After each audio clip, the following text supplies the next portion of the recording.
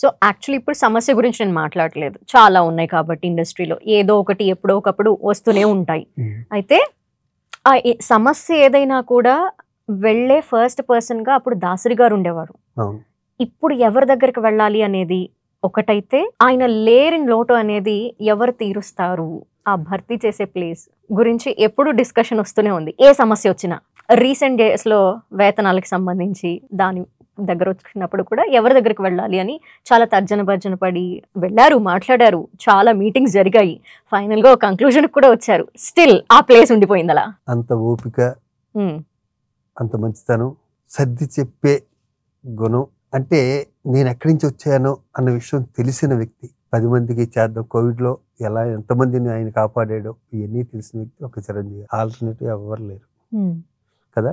కాకపోతే ఇక్కడ చిరంజీవి గారి పేరు కూడా రికమెండ్ చేయడానికి లేకుండా ఎందుకు పోతుంది చెప్పమంటారా? ఈ పెద్ద బురద. ఎవడు ఏం చేస్తాడో వాడి మీద రాళ్ళేస్తారు. చేయనోడు కాముగా ఉంటాడే అది బెటర్. ఇది అనుభవించాను కాబట్టి చెప్తున్నాను. ఎవడైతే కష్టపడి 10 మందికి చేద్దాం అనుకుంటాడో వాడి మీద రాళ్ళు ఇటు చేయడు, చేసేవాడిని చేయను. అందుకనే ఆ మహానుభావుడు కూడా పక్కి ఎందుకు వచ్చిందిరా మనకి వెంటనే ఈ వయసులో అనుకుని ఉంటాడే. కానీ ఎవరు దాసరి నారాయణరావు గారి తర్వాత అంటే అంత ఓపిక ఉందా అంటే మనం చెప్పలేం. అయ్యో బాబోయ్, ఆయనకున్న ఓపిక అంటే 24 క్రాఫ్ట్ల మీద ఆయనకున్న గ్రిప్, సర్ది అవసరమైతే భయపెట్టి లేకపోతే బతిమాలి ఎంత పెద్ద గొడవ అయినా సరే చాలా కామ్గా అయిపోతుంది ఆయన దగ్గర అన్నది నాకైతే Chiranjeevi garu. No alternative. Okay. So మీ అబ్బాయిని మళ్ళీ ఎప్పుడు తీసుకొస్తున్నారు సినిమా? చేస్తున్నాడమ్మా. చేస్తున్నాడా?